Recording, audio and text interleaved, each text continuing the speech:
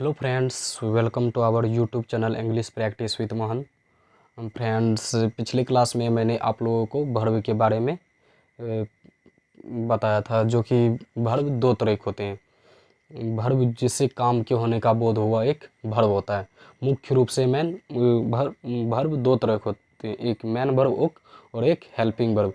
Man verb जो action को दर्शाता है वो मैन वर्ब, जो समय को दिखाता है वो हेल्पिंग वर्ब। जिस मैन वर्ब के बारे में हम लोग जान चुके हैं कि मैन वर्ब 5 फॉर्म होते हैं, verb 1, verb 2, verb 3, verb 4, verb और 5, जिसके बारे में मैंने आप लोगों को बता दिया है। अब यहाँ पे हम लोग हेल्पिंग वर्ब के बारे में जानेंगे, तो स्टार्ट करते हैं। HELPING helping verb. Helping verb का हिंदी होता है सहायक क्रिया।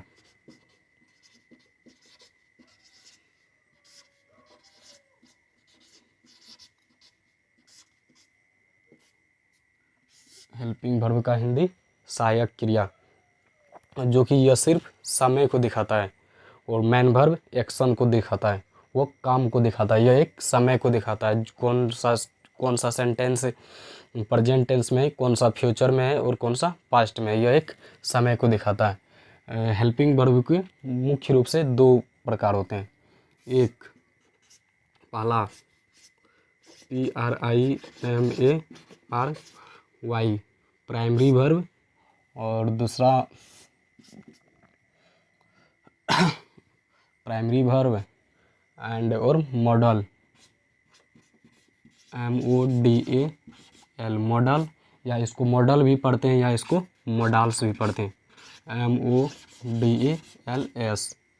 इसको कोई मॉडल पढ़ते हैं इसको, या कोई मॉडल्स पढ़ते हैं। तो पहले हम मॉडल्स के बारे में पढ़ते हैं, उसके बाद हम लोग इसको प्राइमरी के बारे में जानेंगे। प्राइमरी, जिसको हेल्पिंग वर्ब को ऑक्सिलरी वर्ब भी बोलते हैं। पहले हम मॉडल्स वर्ब के बारे में जानते हैं। मॉडल्स वर्ब की, हेल्पिंग वर्ब की टोटल संख्या होती है 16। हेल्पिंग वर्ब की टोटल संख्या यहीं पे लिख देते हैं 16। हेल्पिंग वर्ब की टोटल संख्या 16, जिसमें से मॉडल्स वर्ब की संख्या होती है 13। मॉडल्स वर्ब की संख्या 13 होती है, और 3 प्राइमरी वर्ब होते हैं। 3 प्राइमरी वर्ब होते हैं, 13 3 मिल के 16। हेल्पिंग वर्ब की संख्या 16 होती है, मॉडल्स या मॉडल की संख्या 13 होती है, जो कि हम यहाँ पे लिख रहे हैं। Can, could, COULD could, will, WOULD would, can, could, will, would, shall, should,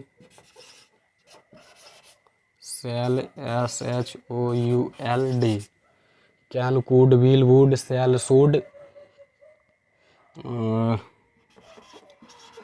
may, might, MIGHT might, may, might, must, may, might, must. 3 3 6 3 9, अभी और 4 गो बाकी है। Can, could, will, would, shall, should, may, might, must, need, dare, USED used to, need, dare, used to, ought to, OUGHT ought to. 2 2 4 2 6, 2 8, 2 10, 3 13, जो कि 13 हो गए। Helping verb की संख्या टोटल 16 होती है, जिसमें मॉडल या मॉडल्स टोटल 13 होते हैं, और प्राइमरी वर्ब की संख्या 3 होती है, जो कि मॉडल्स वर्ब 13 होते हैं। मैंने यहाँ पे लिख दिया। Can, could, will, would, shall, should, may, might, must, need, dare, used to, ought to. ये सारे के बाद यानी ये 13 मॉडल्स के बाद हमेशा वर्ब 1 ही आता है।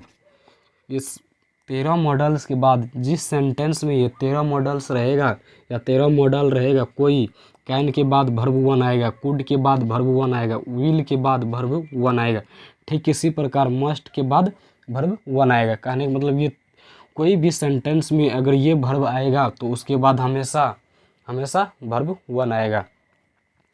Can, could, will, would, shall, should, may, might, need, dare, used to, ought to, ये सारे मॉडल्स होते हैं जिसके बाद वर्ब वन हमेशा आना ही है, ये फिक्स होता है। मॉडल वर्ब्स 13 होती है जो कि हम टॉपिक वाइज पढ़ेंगे, यहाँ सिर्फ जानकारी के लिए दे दिए। आप लोग ये भी बता सकते हैं कि हम यहाँ पे क्या लिखेंगे और क्या सही लिखेंगे और क्या गलत लिखेंगे। जैसे मैं यहाँ पे लिख दूँ आई कैन हेल्प यू, इसका एग्जाम्पल हम यहाँ लिख देते हैं समझने के लिए कौन सा गलत है और क्या हम सही लिखें। I can HELPED helped you. क्या आप लोग बताइए ये सेंटेंस सही लिखे हैं? क्या आप लोग बताइए कि मैंने ये सेंटेंस सही लिखे? आई कैन हेल्प्ड यू, ये कोई सेंटेंस नहीं होता, ये सेंटेंस गलत है। क्योंकि आप लोग समझ सकते हैं मैंने यहाँ पे बताया कैन के बाद हमेशा वर्ब वन आएगा, लेकिन यहाँ पे हेल्प्ड वर्ब टू या वर्ब थ्री को दर्शाता है। वर्ब टू भी हेल्प का हेल्प्ड होता है, वर्ब थ्री भी हेल्प का हेल्प्ड होता है, जो कि गलत है। यहाँ पे क्या आएगा? ओनली हेल्प आएगा। आई कैन हेल्प यू, क्योंकि कैन के बाद हमेशा वर्ब वन आएगा। अब भले ही इसके बारे में कोई कुछ नहीं पढ़ा है, नहीं जानता है जो भी, मगर ये जो इतना जो बता दिए इससे आप लोग डायरेक्ट निकाल सकते हैं, जो कि ये कंपटीशन लेवल में पढ़ाया जाता है कंपटीशन के लिए। भले ही वो कुछ नहीं पढ़ते हैं, उसका हिंदी नहीं निकाल पाते हैं, नहीं जानते हैं, सारा कुछ नहीं पढ़े होते हैं, फिर भी नंबर के लिए यानी क्वेश्चन को सही करने के लिए सिर्फ ये सारे यूज किए जाते हैं, समझाए जाते हैं वहाँ पे। मुझे जानकारी था तो मुझे लगा कि आप लोगों को बता देना चाहिए, तो मैंने ये सारे के बाद हमेशा वर्ब वन आएगा। तो ये प्राइमरी वर्ब 3 होते हैं, जिसमें कि पहला होता है एक बी वर्ब, बी फॉर्म होते हैं एक बी फॉर्म, एक होते हैं do form FORM do form, एक होते हैं हैव फॉर्म, इसको हैव फॉर्म। अब बी फॉर्म में इज, एम, आर, वाज, वर, इसको WER को क्या पढ़ते हैं? वेयर नहीं पढ़ते, इसको पढ़ते हैं वर। तब डू फॉर्म में डू, डज और डिड। हैव फॉर्म में हैज, हैव और हैड आते हैं। तो मुझे यहाँ पे कुछ लिखना है, यहाँ पे अभी जगह नहीं है, तो हम इसको रफ क्लीन करेंगे। पहले एक बार इसको समझ लीजिए। जैसे हेल्पिंग वर्ब हम लोग अभी पढ़ रहे हैं, हेल्पिंग वर्ब टोटल होती है 16, जो कि सहायक क्रिया हिंदी में होता है। यह एक समय को दिखाता है, कौन सा सेंटेंस प्रेजेंट में, कौन सा पास्ट में और कौन सा फ्यूचर में, यह एक समय को दिखाता है। तो हेल्पिंग वर्ब को ऑक्सिलरी वर्ब भी बोलते हैं, जिसके जो 2 तरह से होते हैं, एक मॉडल वर्ब या मॉडल्स वर्ब भी बोलते हैं इसको, ये प्राइमरी वर्ब होते हैं। मॉडल्स वर्ब की संख्या 13 होती है, जो कि मैंने यहाँ पे लिखा can, could, will, would, shall, should, may, might, must, need, dare, used to, ought to, ये सारे मॉडल्स के बाद हमेशा वर्ब वन आता है, यानी मॉडल्स के बाद हमेशा वर्ब वन आता है। यहाँ पे प्राइमरी वर्ब के भी 3 होते हैं, 3 फॉर्म होते हैं। यहाँ पे एक बी फॉर्म, एक be form, 2 do form, 3 have form, जो कि मैंने is, am, are, was, were, ये होते हैं be form. Do, does, did, ये होते हैं do form. Has, have, had, जो कि होते हैं हैव फॉर्म। अब हम इसको यहाँ पे मिटा रहे हैं, क्योंकि आप ये समझ गए होंगे आप लोग, तो इसको नोट कर लीजिएगा। मुझे यहाँ पे कुछ लिखना है, यहाँ पे जगह नहीं है, इसलिए हम यहाँ पे क्लीन कर रहे हैं।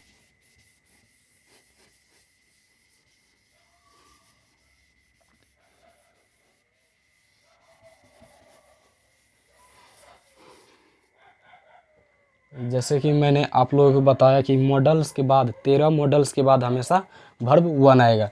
ठीक इसी प्रकार is, am, are, was, were के बाद हमेशा भर्व का फोर्थ फॉर्म आएगा या फिर भर्व 3 आएगा। भर्व का फोर्थ फॉर्म या भर्व 3 आएगा। 1 सेकेंड।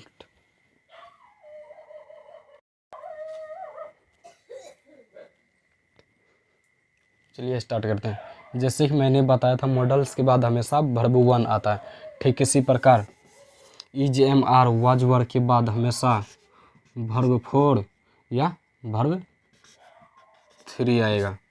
जैसे मॉडल्स के बाद हमेशा भर्व 1 आता है, ठीक इसी प्रकार is am are was were के बाद हमेशा भर्व 4, जिसको भर्व इंग फॉर्म भी बोलते हैं। भर्व 1 में ING लगाने से भर्व 4 बनता है और भर्व 3 आएगा। इसके बाद हमेशा भर्व 4 या भर्व 3 आएगा। ठीक इसी प्रकार डू डज डिड के बाद हमेशा भर्व 1 आएगा। ठीक इसी प्रकार हैज हैव हैड के बाद हमेशा भर्व का थर्ड फॉर्म ही आएगा। इसके अलावा और कुछ नहीं आ सकता। जैसे हेल्पिंग भर्व टोटल 16 होती है, जो कि मॉडल्स में 13 आते हैं और प्राइमरी में 3 होते हैं। मॉडल्स का 13 मैंने आप लोगों को लिख के पहले दिखा दिया है, जो कि will, would, shall, should, can, could, may, might, must, need, dare, use to, ought to होते हैं।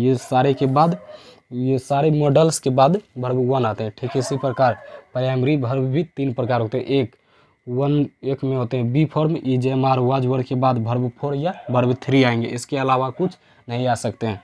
ठीक इसी प्रकार भर्व ये दूसरा form do form do does did के बाद हमेशा भर्व 1 ही आएंगे। ठीक इसी प्रकार हैव फॉर्म एक होते हैं, हैज हैव हैड के बाद हमेशा भर्व 3 आएंगे। इसके अलावा कुछ नहीं आ सकते हैं। जैसे कि मैं अब आप लोगों के लिए कुछ सेंटेंस लिखता हूँ, आप लोग बताइएगा वो सेंटेंस सही है या फिर गलत है। जैसे I have coming, COMEING, coming to Patna. I have coming to Patna. क्या आप लोग बताइए ये सेंटेंस मैंने सही लिखा है? भले ही इसका सेंस अभी नहीं जानते, इसका हिंदी क्या होता है अभी कोई नहीं पढ़ा है, फिर भी आप लोग यहाँ से जो मैंने आप लोगों को बताया ये सारा भर्व का कंसेप्ट है, यहाँ से पकड़ सकते हैं कौन गलत बोलते हैं। क्योंकि हैज हैव के बाद हमेशा थर्ड फॉर्म आएगा, डू डज डिड के बाद हमेशा भर्व 1 आएगा, is am are was were के बाद या तो भर्व 4 आएगा या हमेशा भर्व 3 आएंगे। भर्व 4 कंटिन्यूअस को दिखाएंगे और भर्व 3 कहाँ आएंगे? पैसिव वॉइस में। इसलिए यहाँ पे भर्व 4 और भर्व 3 आएंगे। हैज हैव यहाँ पे हैव है तो यहाँ पे हम भर्व 4 नहीं लिखेंगे, यहाँ पे ये गलत है। यहाँ पे फिर क्या लिखेंगे हम? कम का भर्व 3 के हैज हैव हैड के बाद क्या आते हैं? भर्व 3। कम का भर्व 3 क्या होता है? कम ही होते हैं। ठीक इसी प्रकार से एक और देते हैं, I am go to school, SCHOOL, I am go to school. क्या ये सही है? यह भी सही नहीं है, क्योंकि इज एम आर के बाद हमेशा या तो भर्व 4 आएंगे या भर्व 3 आएंगे।